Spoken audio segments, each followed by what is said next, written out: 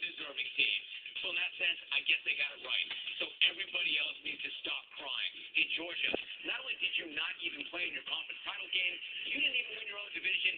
Beat it. Ron Tech, you lost to LSU by 6 touchdowns. You're done. USC, I don't care how well you think you're playing. Stanford did you in your house. Go away.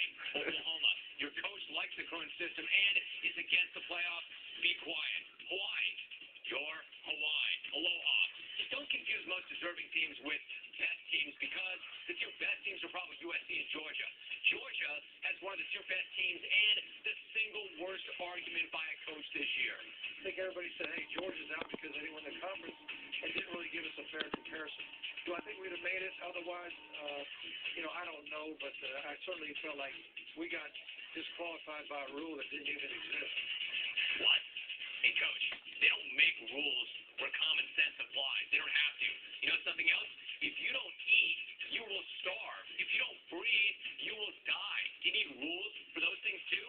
Stop crying about something that you do not deserve and start worrying about your Sugar Bowl matchup with Hawaii. Because no matter how much you win that game by, it's still not going to be nearly enough. And if you lose, it will stick to you, your program, and the conference forever. It's the ultimate lose-lose proposition. Have fun with that. And if you do beat that team from the WAC, just make sure that you guys step off the Warrior logo, something that you couldn't do when you beat Vandy earlier this year. Close step back on Washington, 3 wide receivers.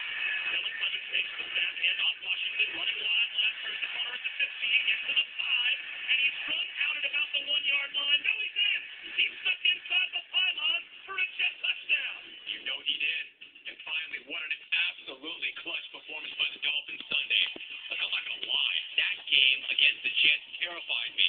Look, I'll just say it. I thought they were going to win.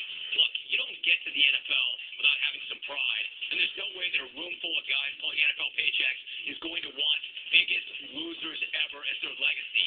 They had a bad Jets team coming into their house, and they were red hot coming off that 3-0 loss to Pittsburgh in the mud. The writing was on the wall. I was going to get my heart ripped out all over again. My lifelong dream of seeing an NFL team run the table in reverse was going up in flames. But obviously, I was not giving my guys nearly enough credit because they did what all the truly horrible ones do. They found a way to play their worst game of the season against their worst opponent, and they ended up getting hammered 40-13. Not only was that the biggest game of the year in the NFL, that was probably one of the biggest moments of my entire life, right alongside my wedding day and the birth of my 2 children.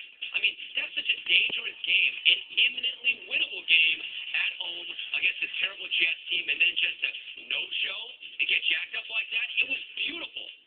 That's the sort of no heart, no pride, no effort laydown that it's going to require for you fellas to finish this thing.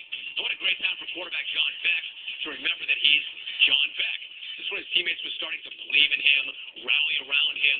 He shows up with a huge 5-turnover game. Good job, John. Stay weak. My hat's off to every member of that team, coaching staff, and organization for being part of that 27-point beatdown to a miserable Jets team.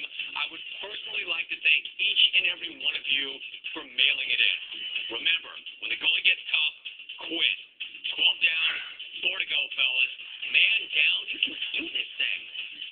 All right, I want to thank Trent Edwards and my forum guests. Thank you for tuning in. Around the Horn is coming up next. I will see you next time. I am out.